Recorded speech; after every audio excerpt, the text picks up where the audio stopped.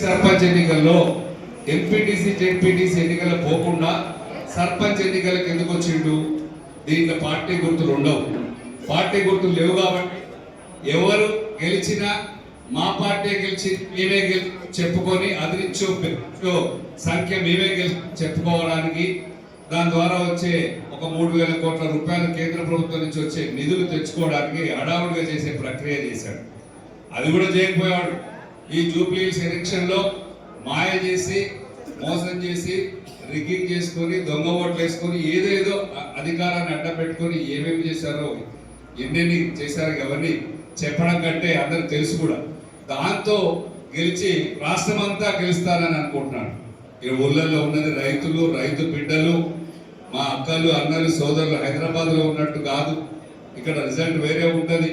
ఇక్కడ బరిగీసి కొట్లాడతారు. సర్పంచ్ ఎలక్షన్లు భయపడేది లేదు. ఏ ఎలక్షన్ వచ్చినా కూడా బీఆర్ఎస్ పార్టీకి అండగా ఉంటారని చెప్పేసి ఖచ్చితంగా మీరు ఇవాళ 29 నాటి మీటింగ్ దాదాపు 2,500 3,000 మంది వస్తే ఈ రోజు కూడా 500 మంది దాకా వచ్చారు.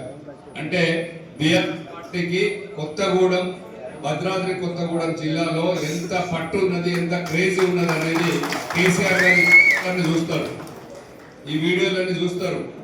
ఎవరెవరు వచ్చారు, ఏం చేశారని కూడా గమనిస్తారు. ఇవన్నీ కూడా కౌంట్ అవుతాయి.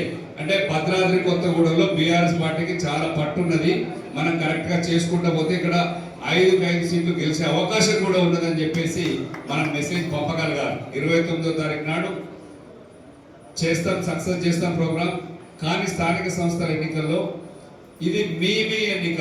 ఎందుకంటే గ్రౌండ్ రియాలిటీ, ఇక్కడ పునాది ఎన్నికలు. బీఆర్ఎస్ పార్టీ ఎక్కడ ఉంది అంటే సర్పంచ్ ఎన్నికల్లో ఎక్కువ సంఖ్యలో మనం గెలిపించుకుంటే, ఈ పునాది కట్టుకుంటే తద్వారా మున్సిపల్ ఎన్నికలు వస్తాయి, కార్పొరేషన్ ఎన్నికలు వస్తాయి, ఎంపీటీసీలు వస్తాయి, జెడ్పీటీసీ ఎన్నికలు వస్తాయి. వీటన్నిటికీ పునాదే ఇక్కడ. ఆయన పునాది పార్టీ గుర్తు మీద చేస్తే ఓడిపోతే ఆయన కుర్చీ కేసులు వస్తుందనో, పార్టీల అంతర్గత కలహాలు మొదలైతేనో, గొడవలు మొదలైతేనో, ఇది ఒక ప్రయోగం చేస్తున్నటువంటి ఎన్నిక. దీంట్లో మనం ఖచ్చితంగా కరెక్ట్ గా గట్టిగా ఉండాల్సిన అవసరం ఉంది. ఎక్కడికక్కడ మన కాన్స్టిట్యున్సీ ఇన్ఛార్జీలు వాళ్ళతోని కలిసి ఉండండి. వాళ్ళు చెప్తారు, వాళ్ళు డిసిషన్ తీసుకుంటారు. సర్పంచ్లైనా, ఎంపీటీసీలైనా, జెడ్పీటీసీలైనా వాళ్ళు ఉంటారు, వాళ్ళు చెప్తారు. తర్వాత జిల్లా ఉంటారు. ఇంకేమైనా ఇబ్బందులు ఉంటే కూడా నేనుంటా. మాకు కూడా కానీ అని ఉంటే వర్కింగ్ ప్రెసిడెంట్ కేటీఆర్ గారు ఉన్నారు, హరీష్ రావు గారు ఉన్నారు, ఇంతమంది ఉన్నారు. ఎక్కడ పార్టీకి ఇబ్బంది రాదు. చిన్న చిన్న 1-2 సంఘటనలు ఏమైనా ఉన్నా కూడా ఈ కప్పులో తుఫాన్ లాంటివి మేము అన్ని సర్దుకుంటాం. 4 గోడల మధ్య ఒక రూమ్ లో కూర్చొని మాట్లాడుకుంటాం. దాని పెద్ద ఇష్యూ కూడా కాదు. అది మర్చిపోవాల్సిన విషయాలు ఏమి లేవు. ఇక్కడ బ్రహ్మాండంగా ఉంది. పార్టీ చాలా పటిష్టంగా ఉంది. మేమన్నీ చూస్తూనే ఉన్నాం, గమనిస్తూనే ఉన్నాం. పార్టీని ముందుకు తీసుకెళ్తాం.